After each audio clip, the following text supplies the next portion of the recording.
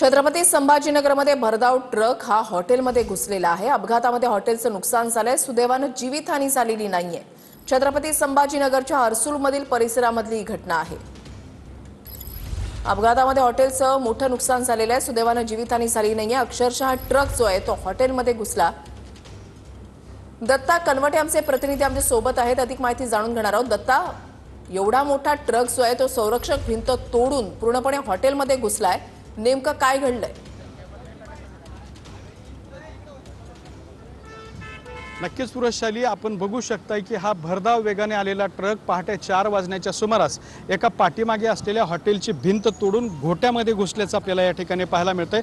हा समोर जो पत्रे पडलेले आहेत आणि ट्रक ज्या ठिकाणी पडलेला आपल्याला पाहायला मिळतोय तो सगळा गोठा। या गोट्यामधल्या 2 बकऱ्यांचा मृत्यू झालाय, तर त्यामध्ये एक म्हैस आणि एक गाईला सुद्धा दुखापत झालेली आहे। आपण पाठीमागे जर बघितलं तर इकडं हा या सगळ्या संरक्षक भिंतींचा कठाडा आहे। हा कठाडा पूर्णपणे तोडून ही ट्रक जी आहे ते आतमध्ये गोट्यामध्ये शिरली होती। अत्यंत वेगात ही ट्रक आलेली आहे। साधारणपणे पहाटे 4 वाजता ही गाडी या ठिकाणी आलेली आहे आणि ती अशा पद्धतीने कठाडा तोडून आतमध्ये घुसलेली आहे। या ठिकाणी जर आपण बघितलं तर साधारणपणे 5 फूट उंचीची हे मोठा रस्ता सुद्धा आहे। मात्र ह्या रस्त्यावरून तरी सुद्धा जंप घेऊन ही गाडी पुढे कठड्यावरती आदळली आणि कठड्यानंतर त्या समोरच्या गोठ्यामध्ये ही गाडी जाऊन पडलेली आहे।